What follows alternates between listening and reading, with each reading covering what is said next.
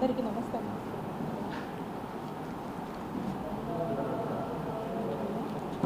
ఇది ఒక్కొక్క సెట్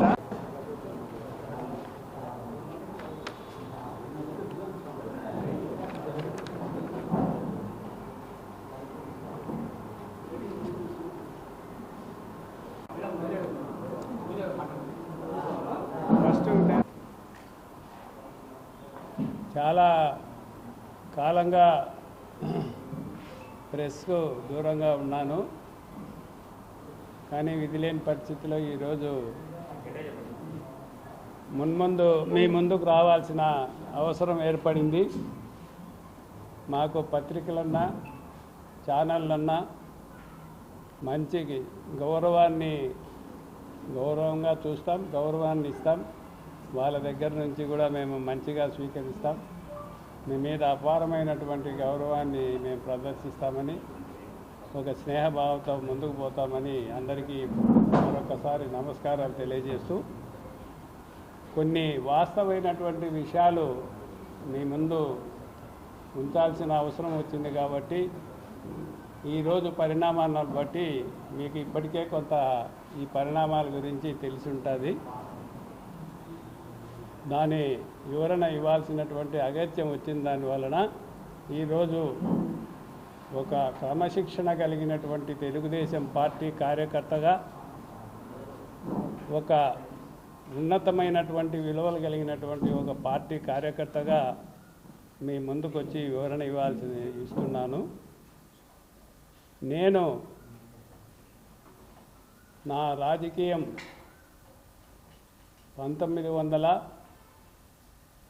1984 ఫిబ్రవరి 14వ తేదీన రాయలసీమ ఉద్యమములో ఒక కార్యకర్తగా పనిచేసినటువంటి వ్యక్తిని నేను. ఆ ఉద్యమములో అప్పటి ఎస్పీ గారు, అడిషనల్ ఎస్పీ గారు మేము బంద్ చేస్తా అంటే మా అలంకానిపల్లెకి వచ్చి అనవసరంగా కాల్పులు జరిపి ఒక అబ్బాయి చనిపోయాడు. ఒక అబ్బాయి కాల్పుల్లో తీవ్రమైన గాయాలు తగిలి బతకడం జరిగింది. ఆ రోజు మా రాజకీయ అడ్రగేయటం జరిగింది. అప్పటి నుంచి కూడా మాకు అంతకుముందు ఏమీ అంత రాజకీయ అవగాహన లేనటువంటి వాళ్ళం. ఒక రైతు కుటుంబం నుంచి మా తండ్రి గారు పాలిటిక్స్లో ఉండినా మేము వ్యవసాయం పైన ఆధారపడి, వ్యవసాయాన్ని నమ్ముకొని, భూమిని నమ్ముకొని పైకి వచ్చినటువంటి కుటుంబం మాది.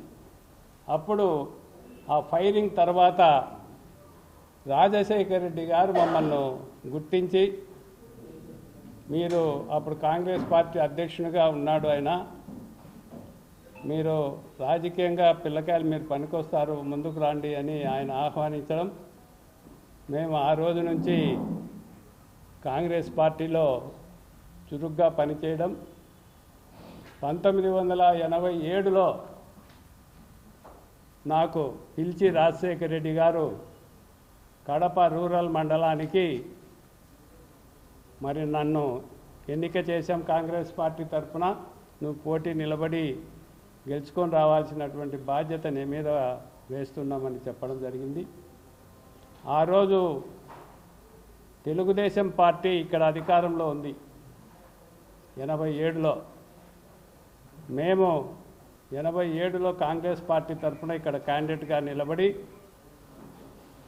వీరోచిత పోరాటం చేసి, మరి పల్లెల్లో అంతా కూడా రైతాంగాన్ని అంతా ఒకటి చేసి, మరి శ్రామిక వర్గాలన్నింటినీ ఒకటి చేసి ఒక ఉన్నతమైన మెజార్టీతో ఇక్కడ కడప రూరల్ మండలంగా కాంగ్రెస్ పార్టీ అభ్యర్థిగా గెలవడం జరిగింది. ఆ తర్వాత 89లో కాంగ్రెస్ పార్టీ అధికారంలోకి వచ్చింది. తెలుగుదేశం పార్టీ అప్పుడు ఓడిపోవడం జరిగింది. కాంగ్రెస్ పార్టీ అధికారంలోకి వస్తానే జిల్లా పరిషత్లో మెజార్టీ పెరిగింది కాంగ్రెస్ పార్టీకి.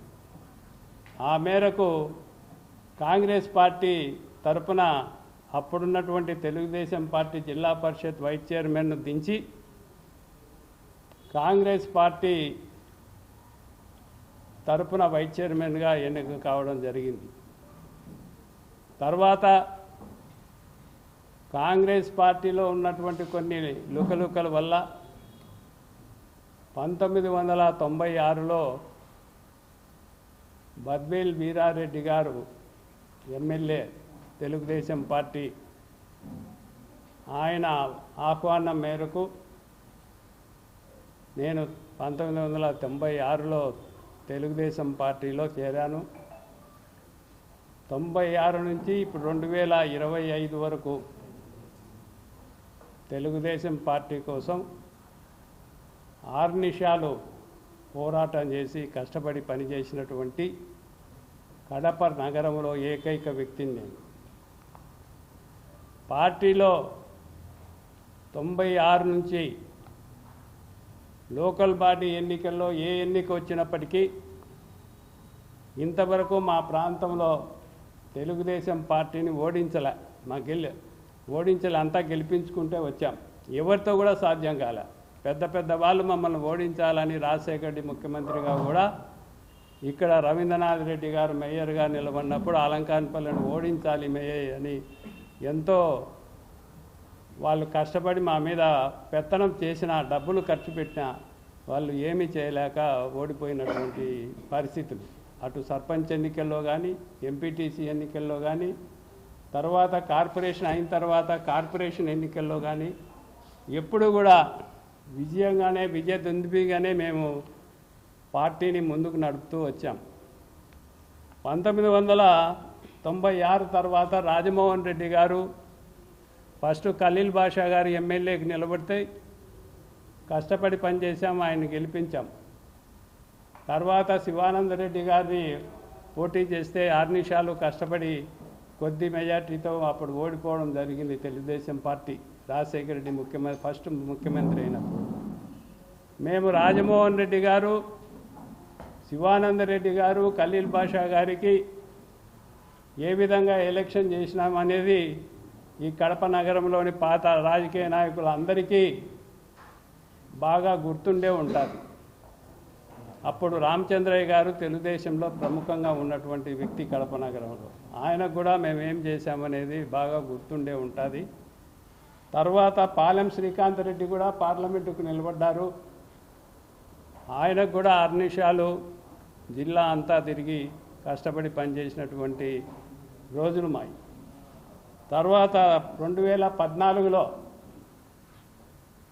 ఇప్పుడు ఏదో పెద్ద నేను పైన నుంచి చంద్రబాబు మార్పింగ్ అన్నింటూ ముందుకు వచ్చినటువంటి శ్రీనివాసులు రెడ్డి గారు కూడా పార్లమెంటుకు నిలబడ్డాడు. ఆయనతో పాటు దుర్గా ప్రసాద్ గారు కూడా ఎమ్మెల్యేకి నిలబడ్డాడు. మొత్తం కడప కాన్స్టిట్యున్సీలో 245 బూతుల్లో పోలింగ్ ఏజెంట్లు పెట్టి జనరల్ ఏజెంట్గా నిలబడి అందరినీ నిలబెట్టి అంతా పోరాటం చేసిన ప్రథమ వ్యక్తి మేము. ఎన్నికల్లో భారీగా కష్టపడడం జరిగింది. 1 నెల రోజులు అన్నీ చేయడం జరిగింది. అప్పుడు శ్రీనివాసులు రెడ్డి గారు ఎన్నికల ఖర్చులు మల్లికార్జునరావు గారికి, దుర్గా ప్రసాద్ తండ్రి గారికి ఎంత ఇస్తానని ఎంత ఇచ్చాడు అనేది ఆయనకు బాగా తెలుసు. ఆయన డబ్బులంటే ఊరికి అద్దంలో చూపించాడే కానీ ఎవరికి ఇచ్చేవాడు కాదు శ్రీనివాసులు రెడ్డి. ఆయన దుర్గా ప్రసాద్ ఎంత కష్టపడ్డాడో, ఎంత బాధపడ్డాడో ఎలక్షన్ నడిపేటప్పుడు ఆ బాధల కష్టం నాకు మాత్రమే తెలుసు. ఎందుకంటే అతి దగ్గరగా నేనే ఎలక్షన్ నడిపాను కాబట్టి. ఆ ఎలక్షన్ తర్వాత 2014 నుంచి 2019 వరకు మామూలుగా ఎవరైతే వ్యక్తి పోటీ చేసి ఓడిపోతాడో ఆ వ్యక్తే తెలుగుదేశం పార్టీలో ఇన్ఛార్జిగా కొనసాగే ఆనవాయితీ ఉంది. అది అందరికీ తెలిసినటువంటి సత్యమే. తెలుగుదేశం పార్టీలో గెలిస్తే ఎమ్మెల్యే ఉంటాడు, ఓడిపోతే ఓడిపోయిన వ్యక్తి ఇన్ఛార్జిగా ఆ నియోజకవర్గానికి ప్రాతినిధ్యం వహిస్తాడు. కానీ ఇక్కడ అట్లా జరగలేదు. ఓడిపోయిన వ్యక్తిని ఇంటికి పంపించారు, కుర్చీనే తీసేసి పక్కన కూర్చోబెట్టారు. ఈయన మధ్యలో ఇన్ఛార్జ్ అని 14 నుంచి 19 వరకు మరి వేల కోట్ల రూపాయలు డబ్బులు ప్రభుత్వం నుంచి తెచ్చి చిందరబందర చేసి వైసీపీ వాళ్ళను 10-12 మందిని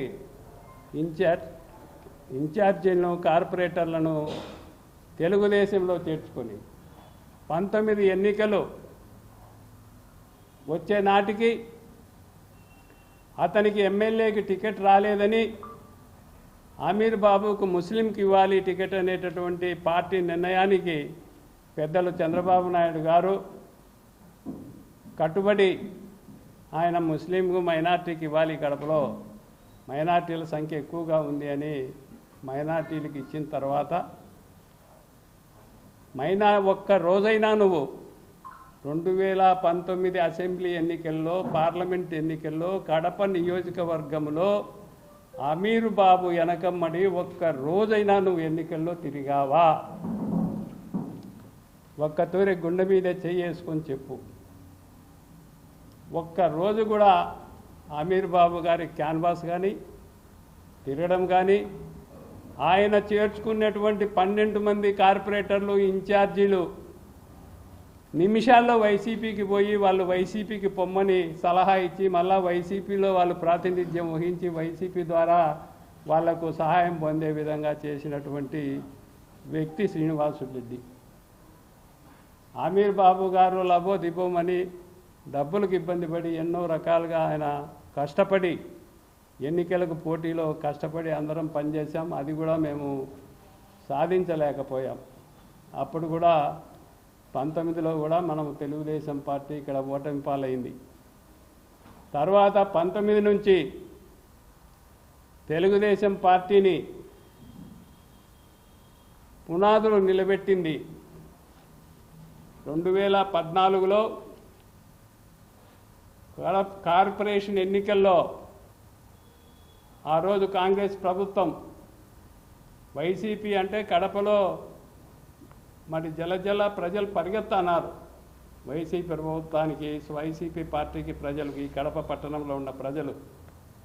అప్పుడు వాళ్ళందరికీ అడ్డుకట్ట వేసి మేము అధికారంలో లేకపోయినా తెలుగుదేశం పార్టీ తరఫున అన్ని డివిజన్లలో పోటీ పెట్టి 8 మంది కార్పొరేటర్లను మేము కడప నగరంలో గెలిపించుకోవడం జరిగింది. ఆ 8 మంది కార్పొరేటర్లో మా కోడలు ఉమాదేవి కూడా 2014లోనే ఆమె కార్పొరేటర్. తర్వాత 2019లో జరిగినటువంటి 19-20లో జరిగినటువంటి కార్పొరేషన్ ఎన్నికల్లో మరి వైసీపీ అధికారంలోకి వచ్చింది. అధికారంలోకి వచ్చిన తర్వాత 50 డివిజన్లలో 36 డివిజన్లు ఏకగ్రీవం అయ్యాయి వైసీపీకి. కేవలం 14 డివిజన్లోనే పోటీ. అందులోనూ 6-7 డివిజన్లు నామకా వాస్తే పోటీ, ఫ్రెండ్లీ పోటీ పెట్టుకొని వాళ్ళు ఆ 5-6 డివిజన్లు లొంగిపోయారు. కేవలం 4-5 డివిజన్లలో గట్టి పోటీ జరిగింది. దాంట్లో గెలుపొందడం మేము ఒక్కరమే గెలుపొందగలిగాం. దానికి ఎంతో శ్రమ, ఎంతో ఆర్థిక సమస్యలు అన్నీ పోరాడి మేము తెలుగుదేశం పార్టీని ఈ కడప పట్టణంలో నడిబొడ్డులో నిలబెట్టాలి అనేటటువంటి ఒక ధ్యేయంతో 2014 లోకల్ బాడీ ఎన్నికల్లో, తర్వాత 2019 ఎన్నికల్లో లోకల్ బాడీలో, 2004 లోకల్ బాడీ ఎన్నికల్లో కూడా 8 మంది కార్పొరేటర్లను గెలిపించడం జరిగింది. ఆ రోజు కూడా మేము మా అలంకాన్పల్లె కార్పొరేటరు వైసీపీ భారీ ఓటమిని చవిచూసినటువంటి పరిస్థితి ఆ రోజు రాజశేఖర ముఖ్యమంత్రిగా ఉన్నప్పటికీ. మళ్ళా జగన్మోహన్ రెడ్డి గారు ముఖ్యమంత్రిగా ఉన్నా కూడా మేము భారీ మెజార్టీతోనే గెలిచాం. మరి ఆ రోజు కడప పట్టణంలో శ్రీనివాసులరెడ్డి గారు జిల్లా అధ్యక్షులు, పోలెట్ బ్యూరో నెంబరు. ఒక్క రోజైనా నువ్వు డివిజన్లో నువ్వు క్యాన్వాస్ చేసావా? ఓటు వేయమని అడిగావా? ఆ పరిస్థితుల్లో కూడా మా వాడు మా కోడలు కార్పొరేటర్ గారి భర్త మా మోహన్ రెడ్డి పెద్ద అబ్బాయి శ్రీనివాసురెడ్డి గారికి ఫోన్ చేసి, అయ్యా సుధాకర్ యాదవ్ గారి కావాల్సిన మనిషి ఒక ఆయన సిఐని మాకు డ్యూటీ వేశారు, ఒక్క మాట మీరు డిపార్ట్మెంట్కి ఏం చెప్పాల్సిన పనిలా సుధాకర్ యాదవ్ గారికి మీరు ఫోన్ చేస్తే నేను పోయి కలిసి ఆయనతో రిక్వెస్ట్ చేయించుకుంటాను, కొంచెం న్యాయం చేయమని, న్యాయంగా ఎలక్షన్ జరిగితే మేము గెలుస్తామంటే అందరూ చేతులు ఎత్తేసినారు, నువ్వు గెలిచి ఏం చేస్తావు, ఎత్తేది చేయి తొందరగా ఎత్తేసి ఇది కూడా వదిలేస్తామని చెప్పినటువంటి దాఖలాలు ఆ శ్రీనివాసురెడ్డి. అటువంటి శ్రీనివాసురెడ్డి ఈరోజు ఏంటో బొమ్మలు పెట్టి ఇటు బొమ్మలు అటు బొమ్మలు పెట్టి ఆయనకు ట్రిక్కులు బాగా తెలుసు మొదటి నుంచి కూడా, ఎట్లా రావాలా, ఎట్లా ట్రిక్కులు వేయాలా, ఎవరిని ఏం మోసం చేయాలనేది కాంట్రాక్టు పనులు చేసుకున్నటువంటి వాడు కాబట్టి ఆ కాంట్రాక్టు టెండర్లలో మార్పింగ్ చేసే టెండర్ సిస్టంలో ఆ మార్పులు చేసి అంకెలు మార్చే గుణం ఆయన అలవాటు పడ్డాడు కాబట్టి రాజకీయాల్లో కూడా అటు అంకెలు మారుస్తూ అంటాడు. ఆ మార్పింగ్లో ఏదో ఆయన ఇది చేయాలని ఇట్లా మార్పింగులు చేసుకుంటా ఆయన రాజకీయం నడుపుతా ఉన్నాడు. లోకేష్ గారి పాదయాత్రలో ఆయన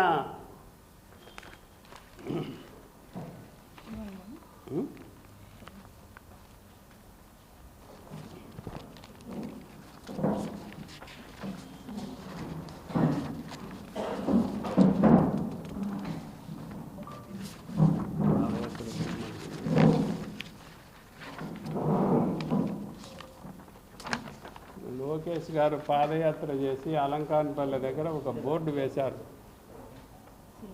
శిలాపథకం. ఇది నా పట్టాభూమిలో వేశారు శిలాపథకం. శిలాపథకంలో ఈయన పాదయాత్ర అంతా మొత్తం కడప జిల్లాలో 18 రోజులు మా పాప మా అబ్బాయి మోహన్ రెడ్డి కడప జమ్మలమడుగు నుంచి సిద్ధవటం వరకు పాదయాత్ర చేసినటువంటి వాళ్ళు.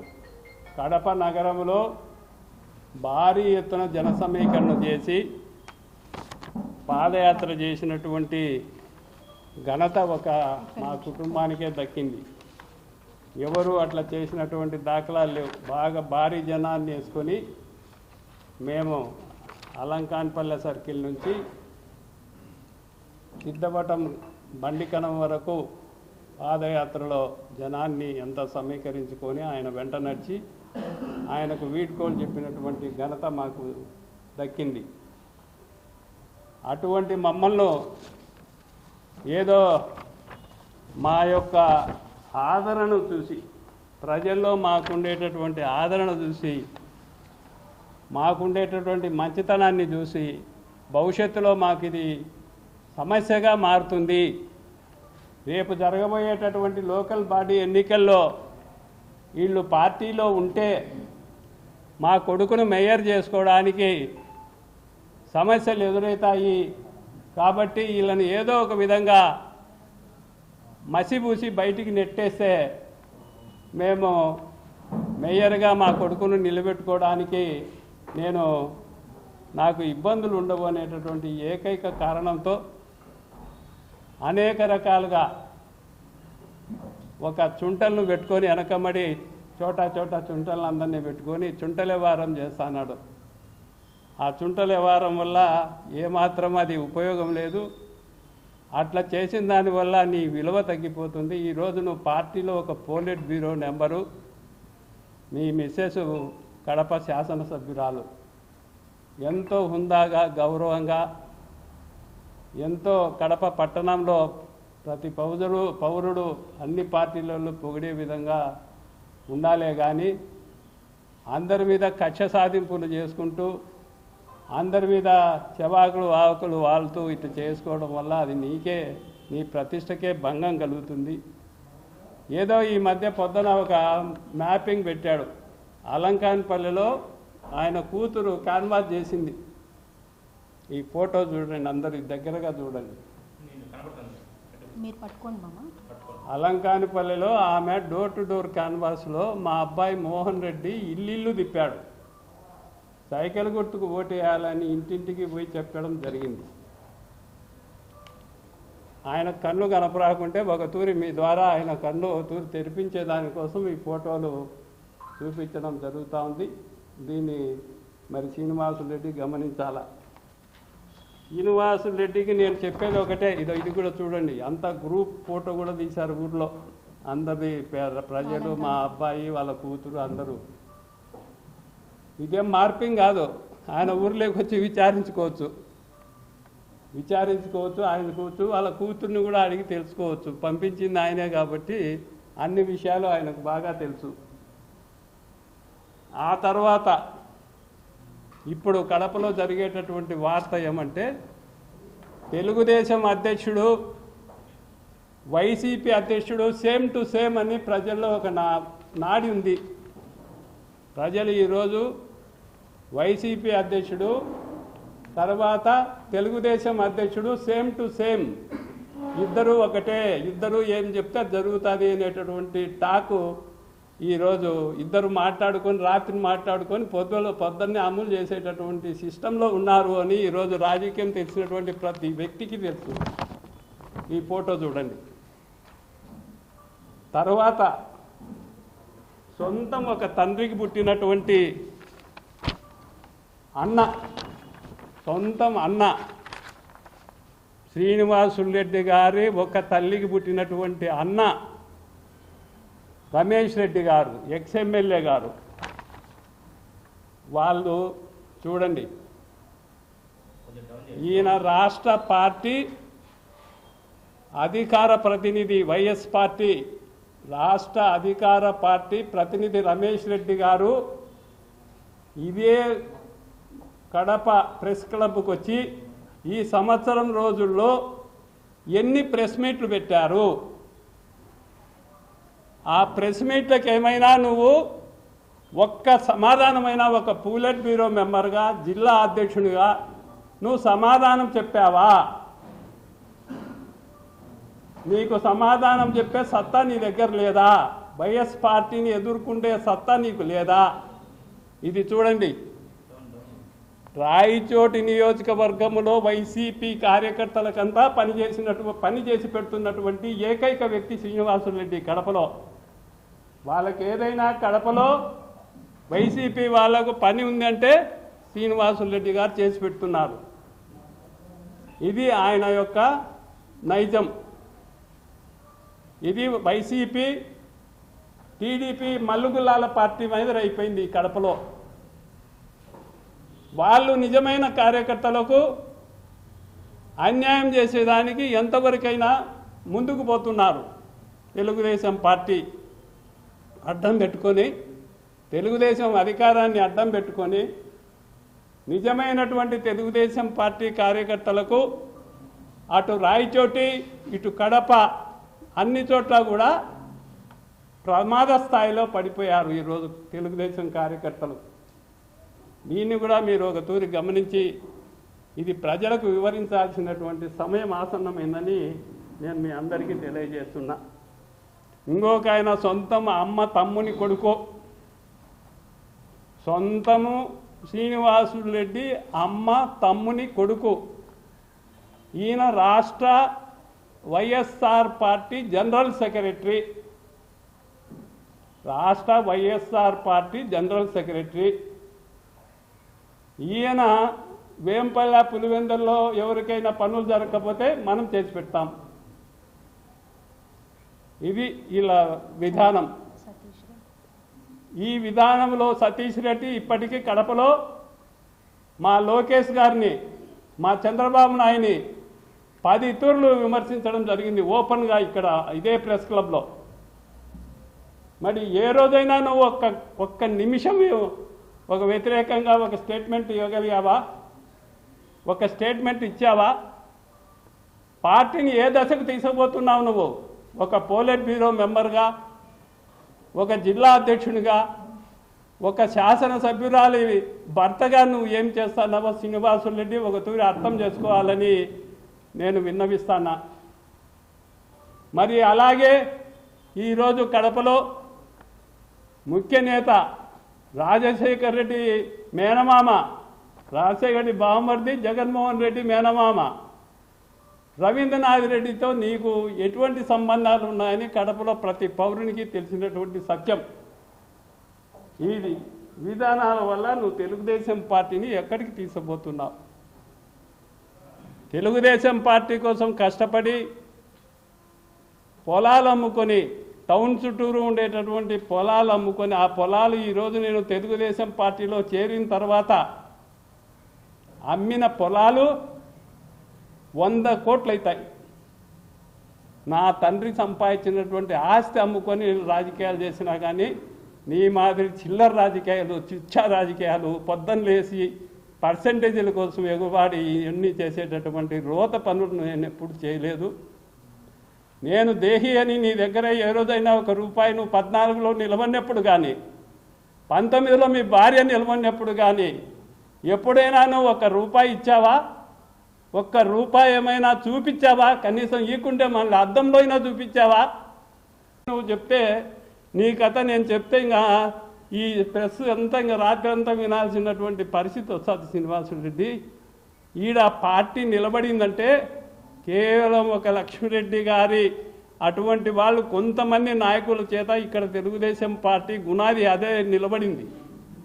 19లో 20లో జరిగినటువంటి కార్పొరేషన్ ఎన్నికల్లో ఒక యుద్ధం చేశాం. మొత్తం ఖలీల్ భాషతో, నాంజద్ భాషతో అయితేనేమి, సురేష్ బాబుతో అయితేనేమి, రవీంద్రనాథ్ రెడ్డితో అయితేనేమి.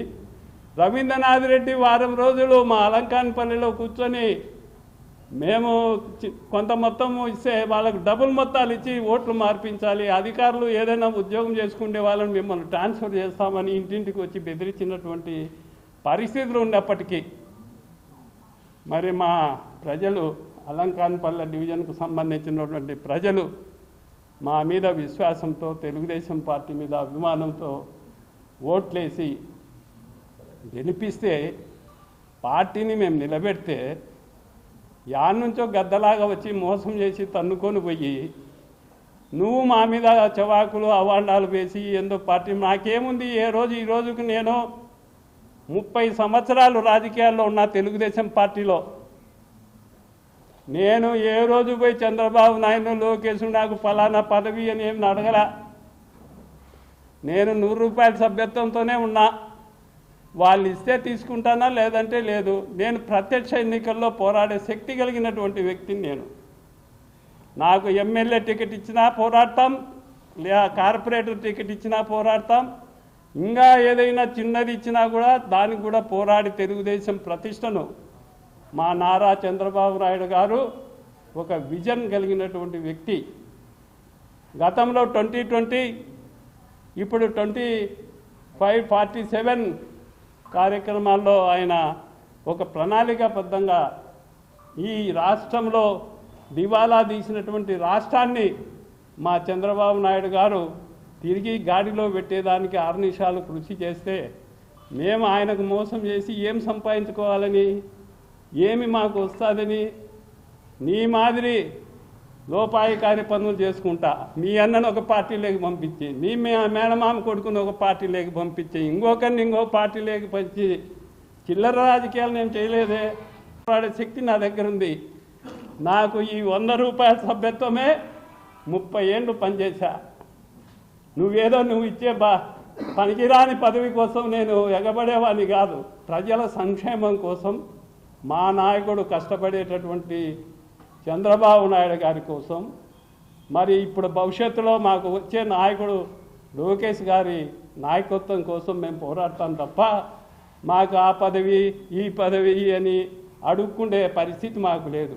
నువ్వేదో మాకు పదవి ఇస్తున్నాడని నువ్వు ఇప్పుడు ఏదో ఒకటి బొమ్మలేసి మార్పింగ్ చేసి ఇట్లా చేసి అట్లా చేసి ఇట్లాంటి చిల్లర పనులు చేసుకుంటే నువ్వే బజారు పాలవుతావు తప్ప ఎవరు ఇక్కడ చెడిపోయారు లేరు. ఇప్పుడు నీ కుటుంబంలో ఎన్ని రాజకీయ పార్టీలు ఉన్నాయో ప్రజలందరికీ తెలుసు. నువ్వు అది మార్పించుకో, మీ అన్నం తెచ్చుకో పార్టీలోకి, లేదా నువ్వు ఆ పార్టీలోకి పో. మీ మేనమామ కొడుకుని పార్టీలోకి తెచ్చుకో, లేదా నువ్వు ఆ పార్టీలోకి పో. నీకు గౌరవం ఉంటుంది. నువ్వు వాళ్ళని ఒక పక్క, వీళ్ళని ఒక పక్క, నేను ఒక పక్క ఉంటా. ఎక్కడొచ్చినా మనకి ఎవరికి ఇబ్బంది లేకుండా చూసుకోవాలని ఒక చెడ్డ ఉద్దేశంతో ఇవన్నీ ఇక్కడ ఎవరు సరైనటువంటి తెలుగుదేశం కార్యకర్తలు బతకూడదు, పని చేయకూడదు, భవిష్యత్తులో వీళ్ళకి ఎటువంటి పదవులు రాకూడదు అని ఏదో చేయాలనుకుంటే మీ యొక్క చిల్లర మనస్తత్వానికి భగవంతుడు తప్పకుండా బుద్ధి చెప్తారు. కడప ప్రజలు ఖచ్చితంగా బుద్ధి చెప్పేదానికి ఎదురు చూస్తున్నారు. అయినా మేము పార్టీ కోసం పనిచేస్తాం, పార్టీని నిలబెడతాం, పార్టీని అన్ని విధాల రేపు జరగబోయేటటువంటి మహానాడు మాకు ఏ పదవి ఇవ్వాల్సిన అవసరం లే. ఏ పదవి నేను ఎవరిని అడగలే ఇంతవరకు.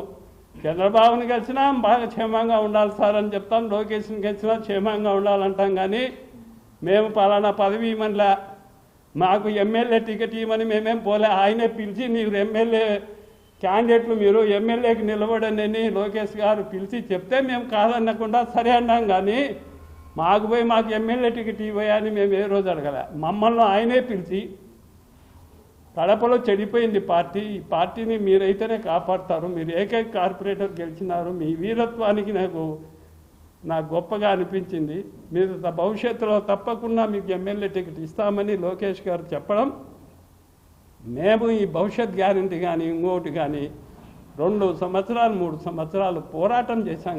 అంతేగాని మేమేదో ఒక తిల్లర పని కల్లర పని చేయాల్సినటువంటి అవసరం నాకు లేదు. నాకేమీ వేరే చెడ్డ అలవాట్లు లేవు, వేరే అలవాట్లు లేవు. రోజు 10 రూపాయలదైనా నేను జీవించగలను. నీ మాదిరి సుఖాలు ఇది జరగాల్సిన పని లేదు. నేను కార్యకర్తల్లో ఉంటా, కార్యకర్తల్లో పనిచేస్తా, కార్యకర్తల ఇంట్లోనే తింటా, కార్యకర్తల ఇంట్లోనే అవసరమైతే అరుగు మీద పనుకొని క్యాన్వాస్ చేసుకొని పార్టీ కోసం నేను కష్టపడే మనస్తత్వం కలిగినటువంటి వ్యక్తి. మా తండ్రి గారు కూడా 2 తూర్లు ఎమ్మెల్యే. మీ నాయన రాజకీయాల్లోకి రాక నుంచి మా నాయన రాజకీయాల్లో ఉన్నాడు. నువ్వు అడ్డదోరణ సంపాదించావు, మా ఆస్తులు అమ్ముకొని మేము రాజకీయాలు చేస్తాం. నువ్వు అడ్డదారిన డబ్బు సంపాదించి రాజకీయాలు చేసి ముందుకు ఏదేదో జమ్మిక్కి చేయాలంటే ప్రజలు నీకు తగిన శాస్తి చెప్పే రోజులు దగ్గరలోనే ఉన్నాయి. దాని దృష్టిలో పెట్టుకొని అడుగు వేసుకోవాల్సిందిగా నేను విజ్ఞప్తి చేస్తూ, ఇంకా చెప్తా పోతే చాలా ఉన్నాయి.